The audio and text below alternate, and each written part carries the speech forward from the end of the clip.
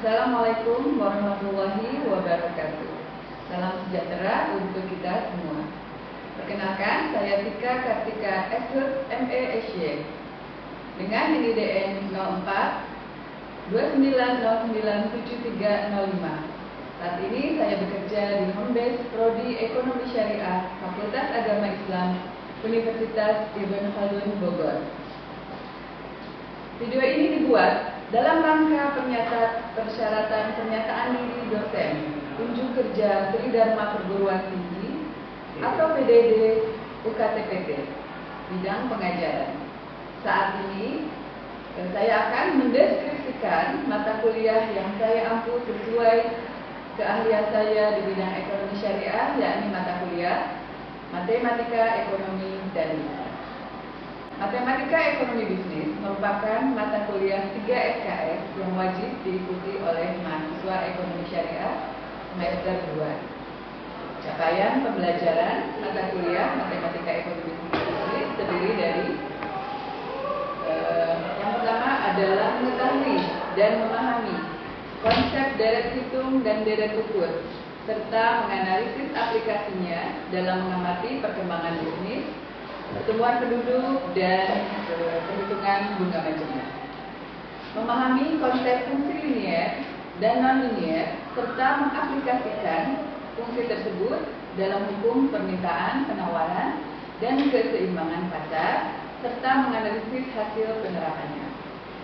Mengetahui konsep dan perhitungan pajak dan subsidi terhadap keseimbangan pasar, dan menganalisis perubahan harga dan kuantitas di pasar. Berikutnya, memahami tingkat elastisitas permintaan, penawaran, pendapatan, elastisitas silang, dan melakukan analisis konsep dan maknanya. Sebagai dosen pengampu mata kuliah Matematika Ekonomi Bisnis, saya akan menayangkan salah satu video pembelajaran tentang mengukur tingkat elastisitas permintaan, penawaran, dan memahami konsep dan maknanya. Materi tersebut terdapat pada RPS pertemuan ke-13 mengenai konsep elastisitas dan interpretasi maknanya. Berikut adalah isi dari 16 pertemuan dalam RPS, yakni sebagai berikut. Pertemuan pertama, mahasiswa mengetahui dan memahami tata tertib perkuliahan, serta mengetahui general view dan aplikasi dalam ekonomi dan bisnis, dan menghubungkan nilai-nilai ketuhanan dalam aplikasi matematika ke dalam nilai-nilai humaniora dan ekonomi. Pertemuan kedua, deret hitung dan penerapan ekonominya. Pertemuan ketiga, deret ukur dan penerapan ekonominya. Pertemuan keempat, fungsi linier. Yang kelima, penerapan ekonomi fungsi linier, permintaan, penawaran, dan keseimbangan pasar. Yang keenam, penerapan ekonomi fungsi linier lanjutan. Yang ketujuh, review materi UTS. Yang kedelapan, UTS. Yang kesembilan, pengaruh pajak terhadap keseimbangan pasar. Berikutnya, pengaruh subsidi terhadap keseimbangan pasar. Yang ke-11, diferensial fungsi sederhana. Ke-12, penerapan ekonomi diferensial, konsep elastisitas. Ke-13, penerapan ekonomi diferensial, elastisitas permintaan dan penawaran. Ke-14, penerapan ekonomi diferensial, elastisitas pendapatan dan elastisitas silang. Ke-15, review materi UAS. Yang ke-16 adalah UAS. Dalam pemberian nilai, bobot penilaian mahasiswa berdasarkan kehadiran 15%, tugas tertulis 20%, UTS 25%, dan UAS 40%. Dalam perkuliahan ini, mahasiswa akan diberikan 2 kali penugasan, yakni tugas individu dan tugas kelompok. Adapun materi atau referensi dari kuliah ini adalah modul Matematika Ekonomi dan Bisnis karena saya sendiri, disertai dengan materi-materi lain yang terdapat dalam referensi di RPS. Terima kasih, semoga tayangan berikut bermanfaat dan selamat menyaksikan. Wassalamualaikum warahmatullahi wabarakatuh.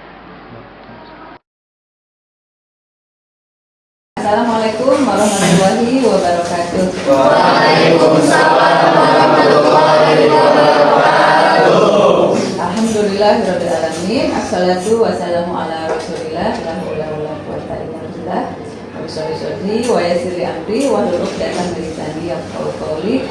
Amma ba'du. Apa kabar semuanya hari ini? Baik, alhamdulillah Ibu senang ya, teman-teman sehat semua dan siap untuk melaksanakan perkuliahan hari ini. Oke. Ibu akan melakukan presensi dulu ya, teman-teman ya. Kira-kira siapa yang tidak hadir hari ini? Ada Nisrina sama Akbar, Ibu. Baik, terima kasih Yusuf. Hari ini Nisrina dan Akbar ya? Ya, Bu. Itu alfa atau izin? Udah izin? Izin ya? Baik. Oke, Ibu catat dulu ya, Nisrina dan Akbar. Oke, baik. Oke, karena teman-teman sudah siap dan semuanya sehat, kita berdoa dulu sebelum perkuliahan kita dimulai ya. Untuk kelancaran dan keberkahan perkuliahan kita hari ini, kita berdoa sebelum belajar. Bismillahirrahmanirrahim. Rabbi zidni ilman warzuqni fahman birahmatika ya arhamar rahimin. Nah, selanjutnya mungkin teman-teman kita lanjut ya untuk pembelajaran minggu lalu. Masih ingat nggak kita belajar tentang apa, teman-teman? Pelajaran minggu lalu kita bahas tentang keseimbangan pasar. Oke, ya. Betul, Sally, terima kasih sudah menjawab. Jadi, minggu lalu kita belajar tentang keseimbangan pasar. Ya, materi tersebut penting sebelum kita paham atau memahami perkuliahan kita hari ini tentang elastisitas. Ya, karena apa? Karena hukum permintaan dan penawaran barang yang digunakan dalam keseimbangan pasar itu juga akan kita gunakan di perkuliahan elastisitas ini ya. Oke. Selanjutnya, Ibu. Nah, ini sudah dibagikan ya teman-teman ya, slide-nya ya. Jadi teman-teman bisa pelajari dulu. Hari ini kita belajar tentang mengenal jenis-jenis elastisitas serta apa itu koefisien elastisitas ya. Nah, adapun pentingnya kita mempelajari elastisitas teman-teman adalah terkait dengan yang pertama, kita akan mengetahui ya bagaimana suatu barang ini dia jumlah permintaan dan penawarannya akan berubah ya kalau harganya diubah gitu. Jadi kita akan melihat kepekaan ya. Mungkin teman-teman tahu elastisitas itu asal katanya dari apa? Elastisitas dari kata aja, elastisitas itu kira-kira apa? Elastis. Ya, elastis ya. Ya.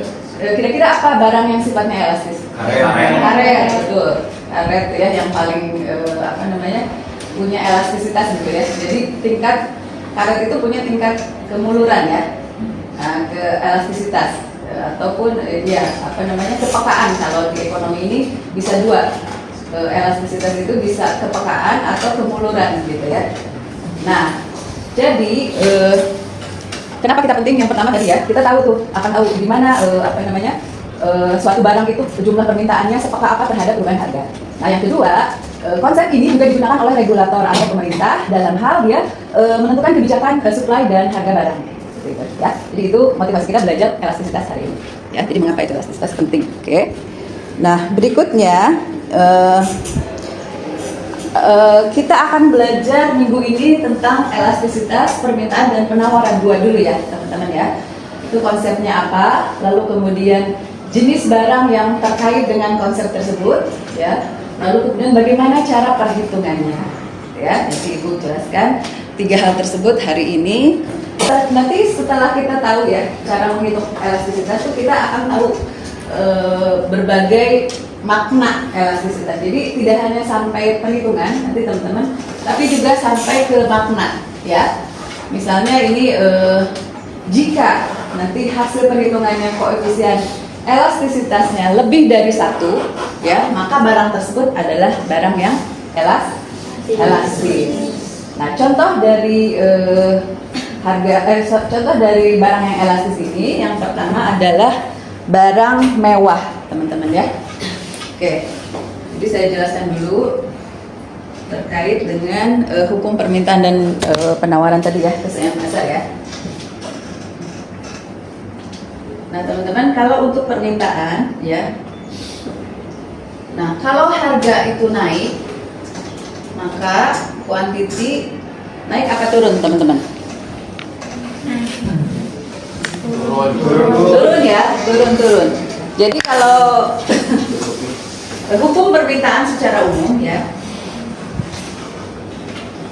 ini kita simbolkan P biasanya ya, P. Ya, kalau harga itu naik ya kan, nah berarti quantity akan turun.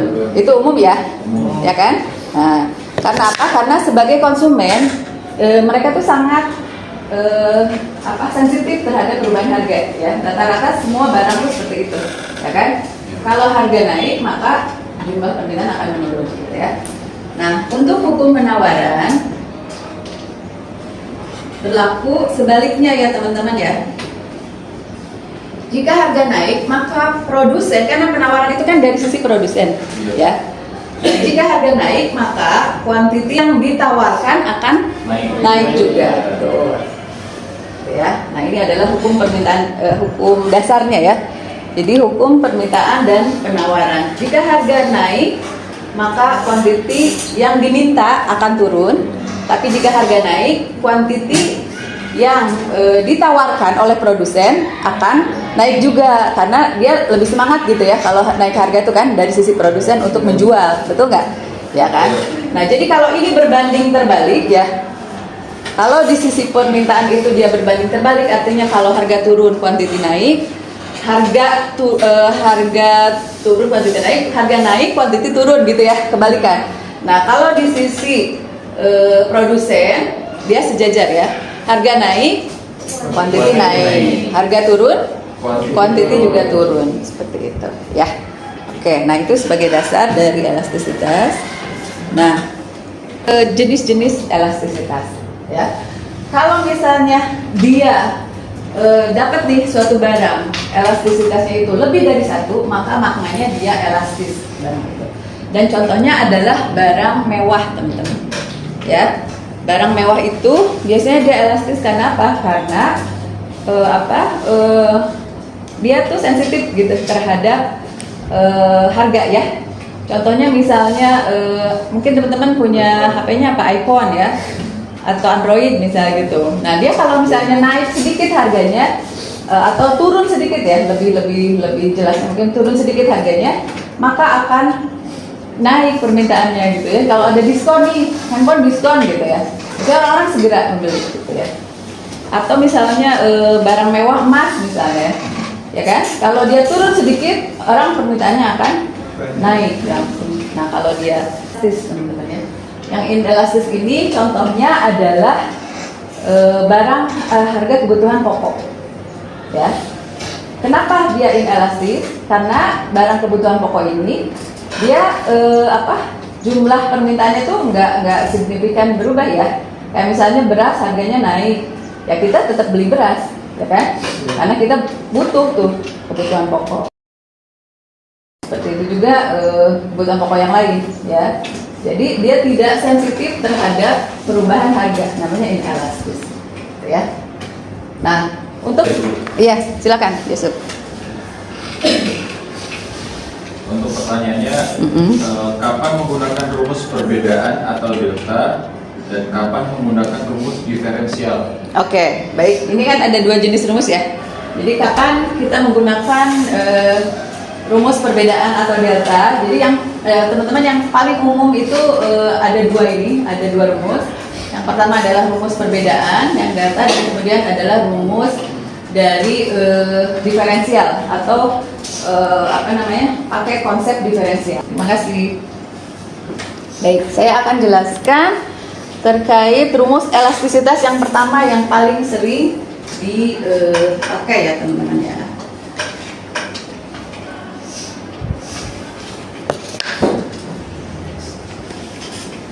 Nah, ini ya. Jadi apabila soalnya seperti ini teman-teman. Diketahui fungsi permintaan PD sama dengan 100 min setengah Q ya. Jika jumlah yang diminta berubah dari 20 menjadi 30, maka berapa besar koefisien elastisitasnya ya. Nah, jadi kita tulis dulu apa yang diketahui ya dari soal. Diketahui PD sama dengan 100 min setengah setengah Q. Ini ya. Lalu kemudian diketahui jumlah yang diminta berubah dari 20 menjadi 30. Jumlah yang diminta itu P atau Q? Jumlah Q ya, sudah Q. Q atau kuantiti ya. Kita tambahkan kan ini berarti fungsi harga ya. Nah, yang ini adalah kuantitinya ya. Kuantiti. Berarti kita tahu tuh ada perubahan kuantitas ya. Q1-nya berapa teman-teman? 20. Oke. Q2-nya 30. Betul. Oke. Nah, kalau misalnya tadi ya ada perubahan kuantiti atau perubahan harga, maka kita pakai rumus yang mana? Yang pertama atau yang kedua? Yang pertama, betul. Karena ada delta tadi ada perubahan. Ini delta. Oke. Maka kita cari dulu nih dalam untuk Q120 berarti P-nya berapa? P1-nya kita masukkan ke rumus ini ya. Ya, kita masukkan ke rumus ini. P1 sama dengan 100 min setengah dari Q. Maka artinya kita ganti jadi 20 ya. Ya. Ini sama dengan 100 min setengah dari 20. Oke. Ini berapa teman-teman? 10. Ya, 100 min 10. Jadi berapa hasilnya? 90. Maka kita dapat nih angka P1-nya ya. P1-nya sama dengan 90. P2 dengan cara yang sama kita masukkan ke rumus 100 min setengah dari Q ya kan? Nah, sama dengan 100 min setengah dari 30. 85. Ya, kita dapat ya P1 ini P2. Oke. Nah, karena sudah kita temukan ya Q1, Q2, P1, P2 ini artinya itu perbedaan ya atau deltanya ketahuan ya. Maka kita pakai rumus yang pertama tadi ya, rumus delta atau rumus perubahan untuk mencari elastisitas. Oke, nah lanjut. Rumus elastisitas adalah teman-teman hafalkan ini ya, karena ini mudah, tidak terlalu susah ya, karena ini rumus dasarnya. Jadi nanti elastisitas pendapatan, elastisitas silang kita pakai ini juga, pakai rumus yang ini, yang delta ini ya. Delta Q per delta P, delta Q per delta P kali P1 ya, ingat ya, P1-nya per Q1. Nah, ini harus apa? Jadi silang. Delta Q per delta P, P-nya di sini sekarang P1 per Q1. Nah, insya Allah bisa dihafalkan ini ya, mudah. Nah, lalu teman-teman masukkan tadi angkanya ya. Kita lihat. Nah, ini. Tinggal masukkan sekarang angkanya. P sama dengan delta Q per delta P, P1 Q1. Delta Q-nya berapa, teman-teman? 10. Betul, 10 ya. Dari mana? Dari P1 sama dengan 100 dikurangi setengah Q 20. Delta Q kan perubahan dari Q. Ya. Nah, perhatikan Q-nya. Ya kan? Berarti delta Q itu Q2 min Q1. Q sekarang dikurangi Q mula-mula gitu. Gitu ya. Nah, berapa jadinya? 10 ya. Q sekarang dikurangi Q mula-mula, berarti 30 min 10. Maka hasilnya 30 min 20 sorry. 30 min 20, maka hasilnya adalah 10. Nah, berarti kita masukkan ke sini ini 10 ya, delta Q. Delta P-nya ini perubahan P-nya ya. Perubahan P-nya P2 min P1. Nah, di sini ya. Ya. P2 min P1. Sebetulnya ini minus ya, 85 min 90. Nah, tapi karena dalam konsep elastisitas itu kita tidak mengenal minus. Nah, kita mutlakkan teman-teman, karena kita hanya ingin melihat perbedaannya saja, deltanya saja ya. Jadi ini kita mutlakkan nilainya sama dengan 5, betul. Bukan min 5 ya, tapi 5. Jadi ya.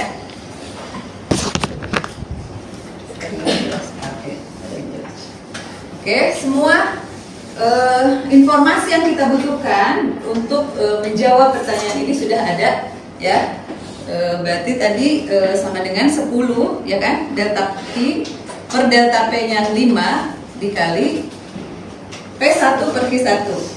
P mula-mulanya, P-mula-mulanya 90 ya.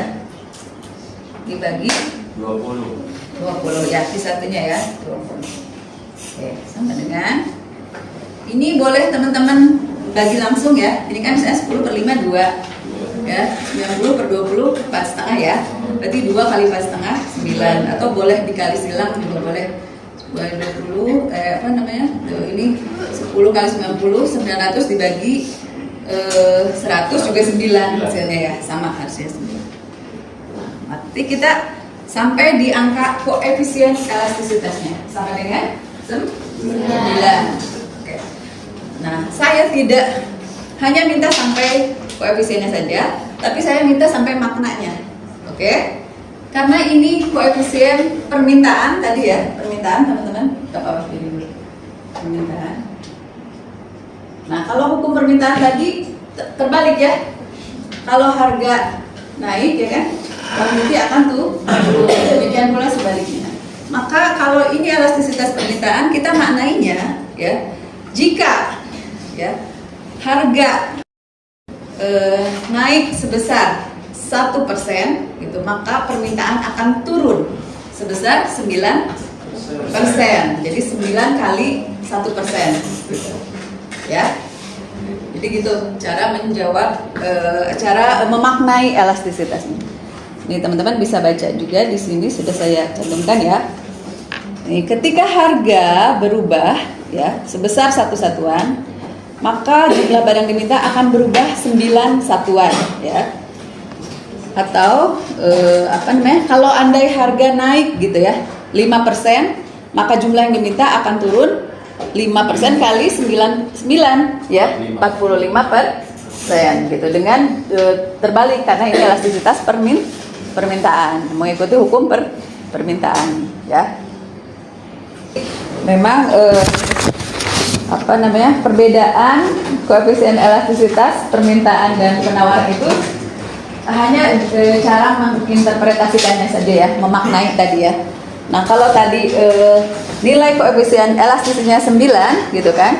Kalau yang permintaan berarti kalau suatu barang itu harganya dinaikkan 1%, maka jumlah permintaannya akan turun sebesar 9%. Tapi kalau ini koefisien elastisitas penawaran ya dari sisi produsen, kalau naik 1%, maka jumlah yang ditawarkan akan naik juga sebesar 9% ya, seperti itu ya. Baik, insya Allah berarti sudah paham ya. Satu lagi, ada yang bisa jawab apa saja faktor-faktor yang mempengaruhi elastisitas permintaan? Saya Bu. Oh ya, silakan aja. Baik, untuk faktor-faktor yang mempengaruhi elastisitas permintaan, yang pertama itu ada ketersediaan barang pengganti. Betul. Kemudian persentase pendapatan yang dibelanjakan untuk barang tersebut. Oke. Kemudian kebutuhan barang tersebut berupa kebutuhan primer atau kebutuhan mewah. Ya. Dan kemudian waktu yang tersedia untuk menyesuaikan diri dengan perubahan harga tersebut. Ya, betul. Baik, tadi yang poin-poin yang sudah dijawab Hamzah itu betul ya. Jadi yang mempengaruhi dari elastisitas permintaan itu yang pertama adalah ketersediaan barang pengganti. Jadi selain tadi ya, selain harga gitu ya, sebetulnya ada faktor lain ya yang bisa mempengaruhi elastisitas permintaan. Yang pertama ketersediaan barang pengganti, kemudian persentase pendapatan yang dibelanjakan untuk barang tersebut, lalu kemudian jenis kebutuhan barang tersebut, apakah itu primer atau sekunder dan lain-lain. Lalu kemudian waktu yang tersedia untuk menyesuaikan diri dengan perubahan harga ya. Baik, selanjutnya teman-teman,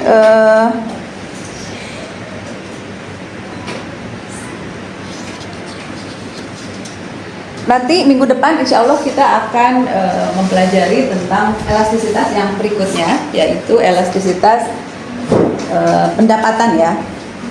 Nah, jadi kalau dalam elastisitas permintaan dan penawaran ini, baik. Nah ini ya, kita kembali ke sini ya, ke materi umum kita. Untuk elastisitas permintaan dan penawaran ini ya,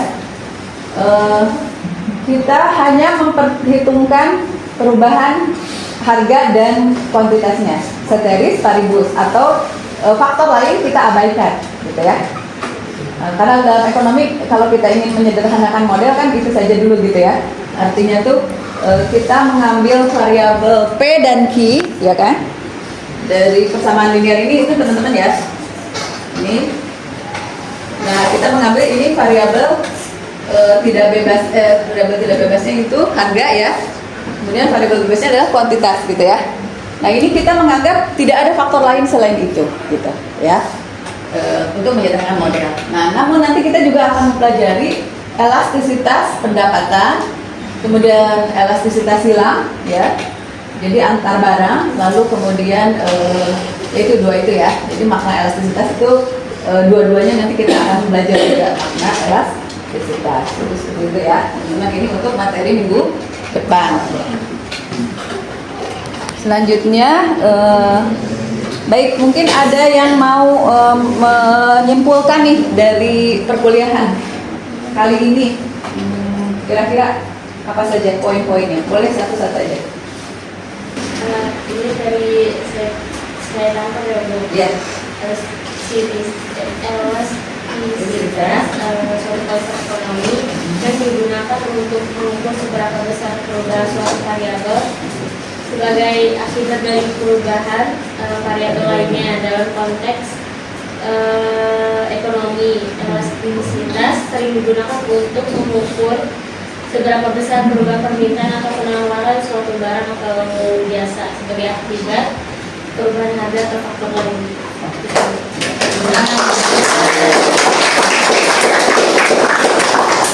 Jadi kesimpulannya sudah sangat holistik ya, sudah tepat ya.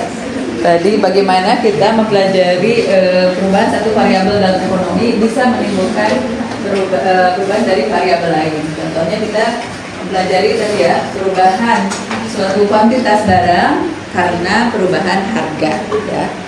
Seperti itu. Baik. Selanjutnya adalah ada pertanyaan lain mungkin? Kalau tidak kita akan menutup dulu teman-teman ya. Terima kasih hari ini sudah dengan sangat serius teman-teman mengikuti perkuliahan ini. Semoga apa-apa materi yang Ibu sampaikan akan menjadi bekal dan juga akan bermanfaat gitu ya dalam perjalanan hidup nanti. Insya Allah, amin. Amin. Lalu juga Ibu doakan semoga teman-teman sehat. Kita ya, di waktu yang sama kita tutup perkuliahan kali ini dengan membaca hamdalah dan doa penutup maghrib.